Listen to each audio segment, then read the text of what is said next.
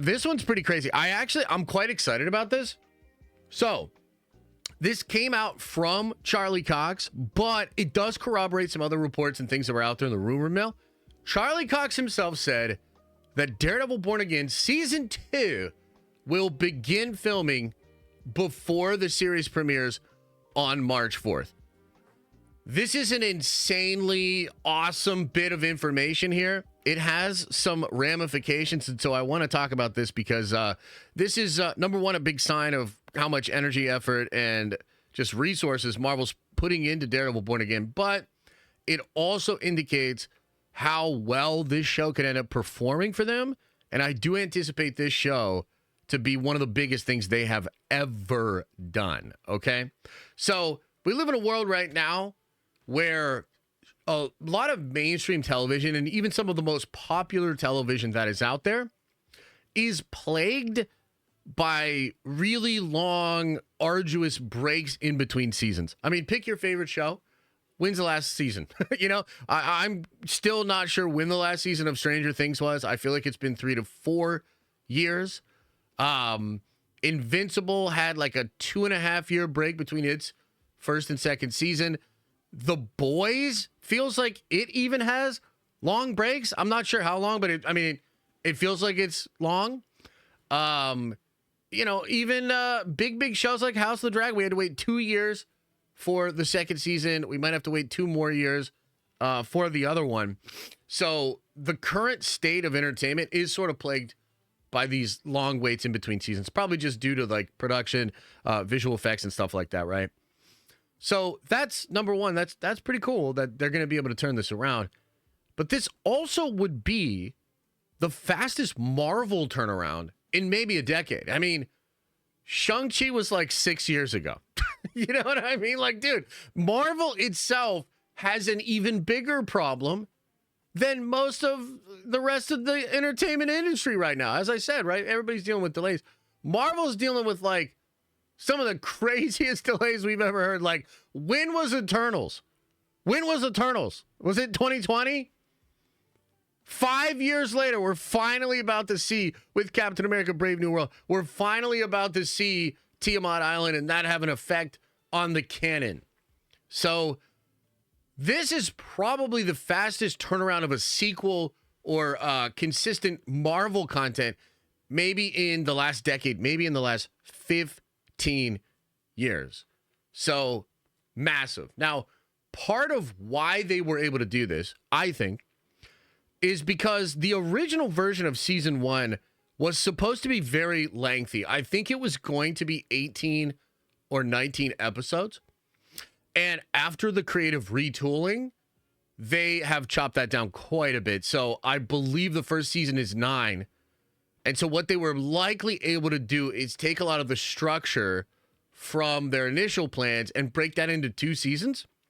I would assume there's a lot of like writing and changes that had to happen, but because they came in and like retooled everything, it probably gave them a path forward on how to retool the other half of that season. Some of the elements of Daredevil Born Again, like the fact that Fisk is going to be mayor, that was always going to be in the show, right? So there's basic structure that will remain. And I think a lot of that stuff comes from what was initially 1 season and is now being broken into 2 separate seasons, which is really cool. Now, I think this is such a big deal because, you know, as we've talked about a lot in the last week and a half, Daredevil Born Again feels like a revitalization of Marvel.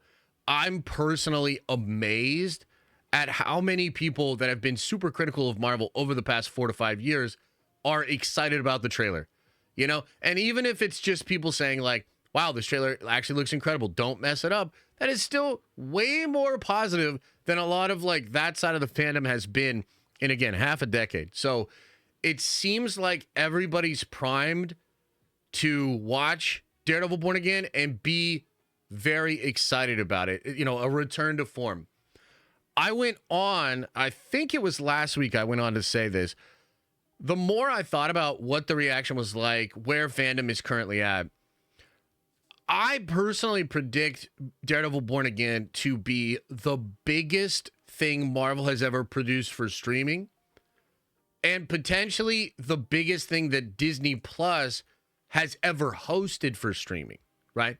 So when we talk about some of the biggest shows out right now, the biggest shows in the world, House of the Dragon, Fallout, Last of Us, like absolutely earth-shatteringly big shows. The Boys is another example.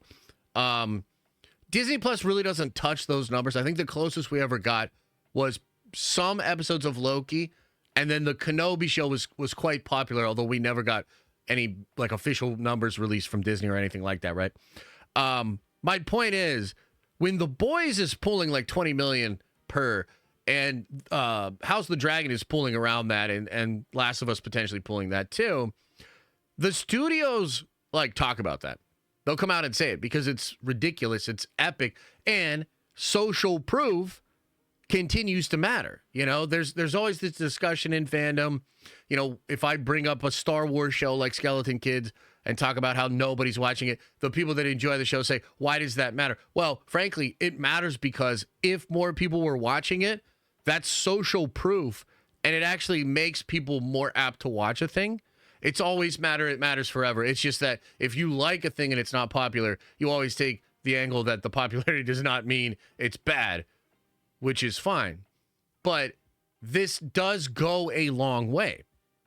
So, as I predicted, I think Daredevil Born Again has, it's just got a lot going for it that could put it in contention, put it into the conversation with some of these biggest shows ever, which is ultimately a massive W for Marvel.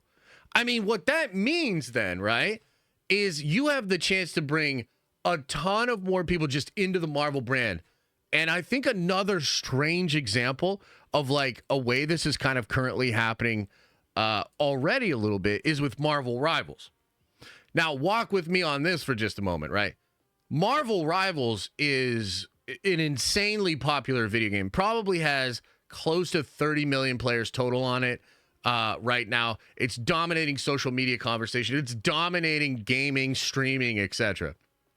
And I saw some people saying recently, and it's anecdotal, of course, but I saw a lot of people on the timeline say, Rivals is so big that it's bringing people into comic shops. And I got to be honest, I've fucking seen it, dude. I've seen it in the comic shop. I've also seen other streamers talking about it. It's really happening. It's actually really happening that Rivals is so popular that a lot of people that were sort of aware of Marvel or whatever, they're going in and yeah, maybe they're looking for a Squirrel Girl comic or they're looking for the Jeff the Shark comic or whatever. But the point is, the more goodwill that super breakout zeitgeist level things happen for Marvel, it's ultimately great for the brand, right? Daredevil, I think, is positioned to do this again, and will weirdly enough be aided in that by Marvel Rivals, especially if a Daredevil character drops there. But to just take a big step back and kind of put an exclamation point on what my fucking point is here. The whole idea is Daredevil's poised to do big things. It getting its second season rolling, and us potentially being able to watch season 1 this year, season 2 next year.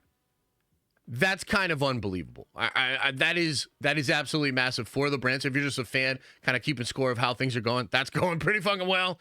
And also, it's just hype to be able to get potentially the second season next year. And that would be, think about it this way. If that's 4 months of coverage a year, that's 8 months in the next 24 months that will be dominated by coverage and conversation around Daredevil. And if it's really good, again, that's such a W. So just wanted to bring that up. Daredevil Born Again, second season shooting hella quick, even before the March 4th premiere of the show. Very exciting stuff. I want to know what you think about it.